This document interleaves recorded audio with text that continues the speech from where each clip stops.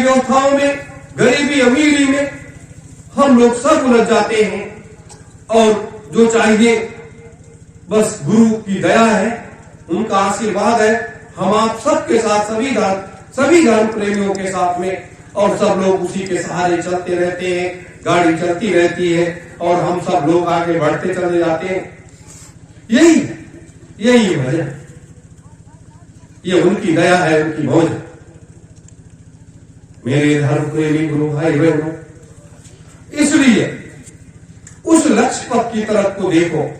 राजनीति कोई गलत चीज नहीं है, राजनीति अच्छी चीज है, लेकिन भारतवर्ष की राजनीति में गलत लोगों का पदार्पण हो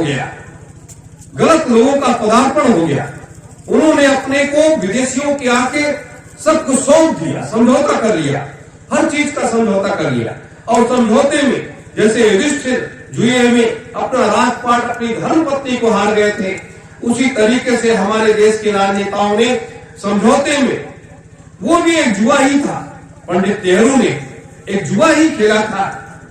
और वो भी लॉर्ड माउंटबेटन की धर्मपत्नी एडमिरा माउंटबेटन के प्रेम जाल में फंस करके और भारत की सत्ता को गिरवी रख दिया। वो समझौते में सब हार गए। तो जब वो समझौते में सब कुछ हार गए, तो 75 वर्षों से भारत की राजनीति में जो कुछ हो रहा है, जो घटित हो रहा है, वो सबके सामने है। कोई भी व्यक्ति अछूता नहीं बचा है। लेकिन यहां जातिवाद, धर्मवाद, भाषावाद, क्षेत्रवाद, अलगाववाद, अगड़ा पिछड़ावाद, सारे वादों का प्रयोग हमारे देश के राजनीतिक लोग कर रहे हैं। जो हमारे आपके घरों के लोग हैं, वे बाहर से नहीं आए। शिक्षा तो उनके बाहर से मिलती है, लेकिन है हमारे आपके घरों से हो। अपने देश के हैं तो अपने घर के, और वहां संसद विधानसभाओं में जाकर के जो कुछ करते हैं और भारत को खोखला करने के लिए हर संभव प्रयास करते हैं।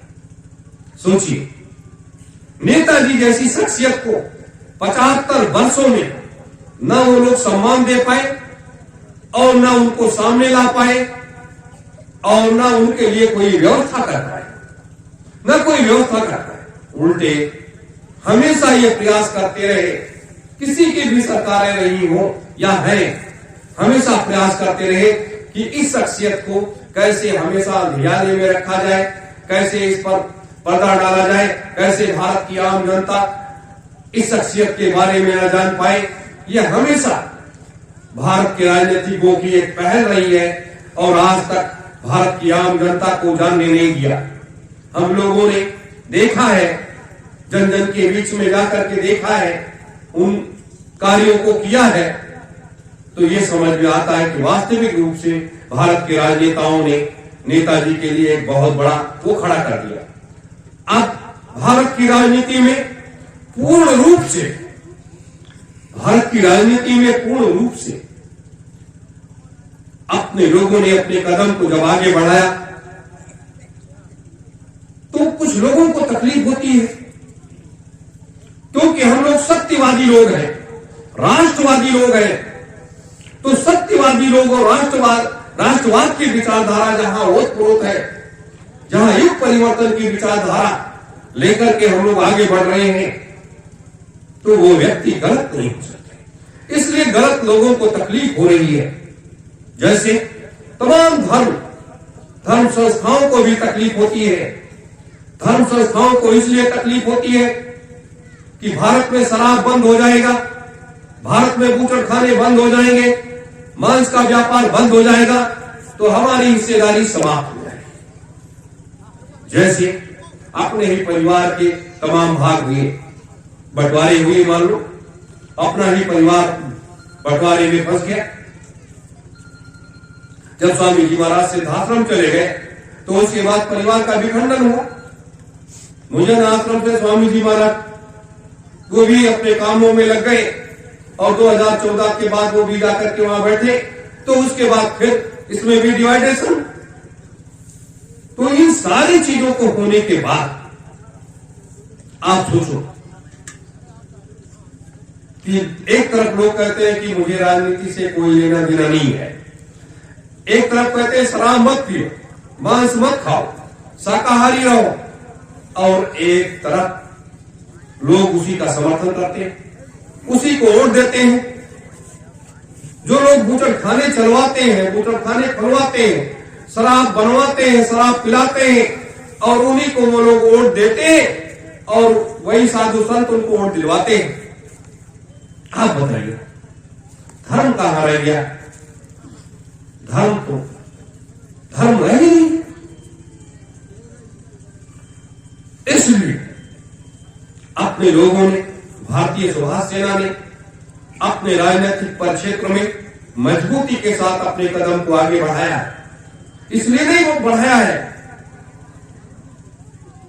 उस कार्य को करने के लिए जब आम जनमानस के बीच में जाकर के अगर आप संसद विधानसभाओं में पहुंचते हो, वहां से आकर के उस शक्ति को बताओगे आम जनता में कि यहां पर ये क्या क्या कर्म और क्या क्या कुकर्म इसमें होता है, जब आम जनता के बीच में बताओगे तो आम जनता आपकी बात पर विश्वास करेगी और आपके साथ चल पड़ेगी। लेकिन क्या है, लेकिन जिस मकर जाल में देश और दुनिया फंस चुकी है, जिस मकर जाल में देश और दुनिया पूरा फंस चुका है, उस मकर जाल से क्या ये देश या दुनिया के लोग निकल पाएंगे, या दुनिया के राजनीतिक लोग निकल पाएंगे? क्योंकि मैंने कल भी कहा था, परसों भी कहा था कि पाप जो है वो 95% हो चुका है, 4.5% पुण्य बचा है, और वो पुण्य हम आप जैसे हजारों लाखों लोग हैं जो इस अच्छे काम को कर रहे हैं, साधन भजन कर रहे हैं बैठ करके, तो उनसे ये इतना पुण्य बचा हुआ है, और पाप का पूरा घड़ा भर चुका है। अब वो घड़े पर वो कब उस पर ठोकर लगेगी, कब वो फूट जाए, इसका कोई पता नहीं है, इसका कोई पता नहीं है। तो अब ये समझिए, एक तरफ हम राजनीतिक परिक्षेत्र की तरफ कदम बढ़ा रहे हैं, एक तरफ आध्यात्मिक परिक्षेत्र की तरफ, चौथे महायज्ञ की तरफ कदम बढ़ा रहे हैं। ये दोनों कदम क्यों बढ़ा रहे हैं? क्योंकि धर्म नीति और राजनीति ये दोनों का